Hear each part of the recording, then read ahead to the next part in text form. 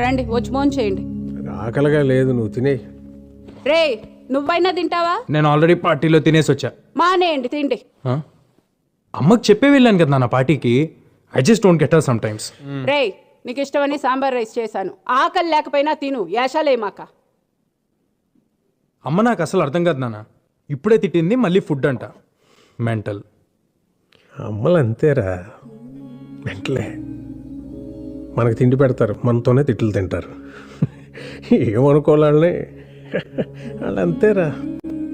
గొడవ పడేది మనతోనే, మన మంచి కోసమే. మనం దాన్ని చేదస్తాం అనుకుంటాం, వాళ్ళు దాని బాధ్యత అనుకుంటారు. కరెక్ట్. యూనో సంథింగ్, ఇంట్లో అమ్మో నాన్నో తాతయ్యో నాన్నమ్మో లేకపోతే ఇంకెవరు అడుగుతారా మన్ని తిన్నావా ఉన్నావా అని? వాళ్ళు ఉన్నప్పుడు వాళ్ళు వీళ్ళు తెలియదురా. రేపు లేరనుకో, వాళ్ళు మనతో ఉన్న ప్రతి క్షణం చాలా విలువైందిరా. Treasure it. సారీ నాన్న, ఇందాక అమ్మ సడన్ గా తిట్టేసిందని. తిడతారా, పెద్దవాళ్ళు అన్నాక తిడతారు, పడతాం. ఏమైంది?